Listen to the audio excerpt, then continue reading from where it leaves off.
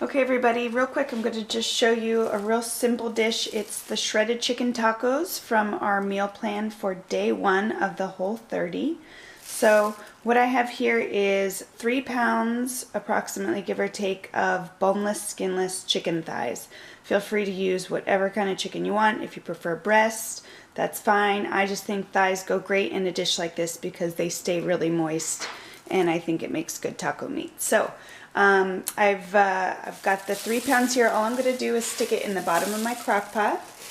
You don't have to be pretty about it. Get it all in there. Okay. I just use a plastic glove so not to dirty my hand. Put this aside so you can get a better look at the chicken. This here is just a taco seasoning that I made from scratch, and I'd be happy to put that seasoning mix up on here for you. It's super easy and cheap and expensive. You can make it in bulk.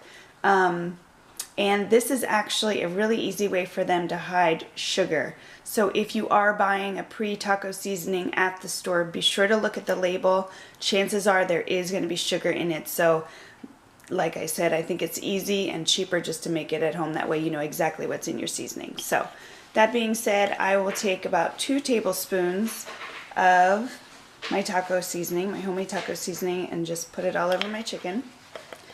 Keep in mind when you're doing the Whole30, obviously the things like legumes, beans, rice, that sort of stuff is out. So chicken, your meat or your protein, is going to be a really important part of your taco, so you want to make sure it tastes really good, so don't skimp on the flavor. So after I add the taco seasoning, excuse me, just for all intents and purposes here, I just grabbed a salsa made at the store. I found it at Target. This one is not organic. If you can get organic, it's always better, but I did check my ingredients and there is absolutely no sugar in there. Again, you want to check anytime you're buying anything in a jar to make sure that there's no hidden additives or sugar or any other crazy words you can't pronounce. So I got a 16-ounce jar, and I will probably put in about 1/2 to 3/4. I'm just gonna drop it in on top. You could add the whole thing if you wanted, but I actually like to save some so that we have toppings for our tacos. I like to add the fresh salsa on top as well.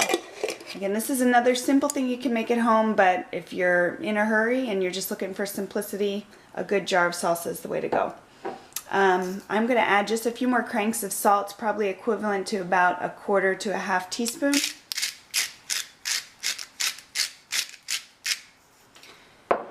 And then I'm going to add the juice of 1 lime. If you have lemon on hand, feel free to use that as well. Any citrus is good. I just think it adds a nice bit of acidity that goes really good with tacos.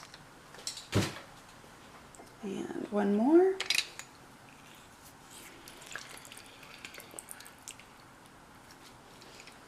Okay. Another thing that I love to add to our tacos, but I usually wait till the end, is some fresh herbs, especially cilantro.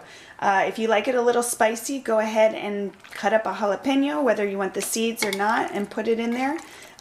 We have kids in our family and they do the Whole30 with us, so we like to keep things not as spicy as we would normally like it. But so we'll add the jalapenos later. But anyway, again, some fresh herbs and any other spices or seasonings you want to add in there, feel free. This is a very versatile dish, and right now I'm just kind of mixing it so that the chicken on the bottom gets coated with some of that seasoning and the salsa.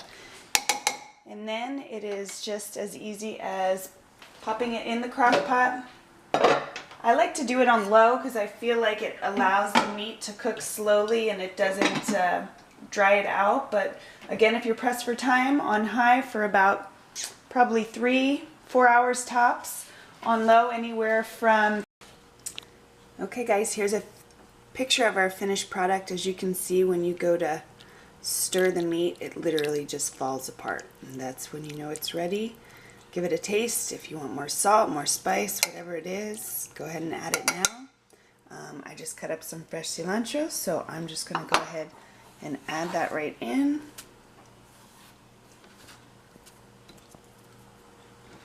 Just give it another stir, and you're ready to serve it.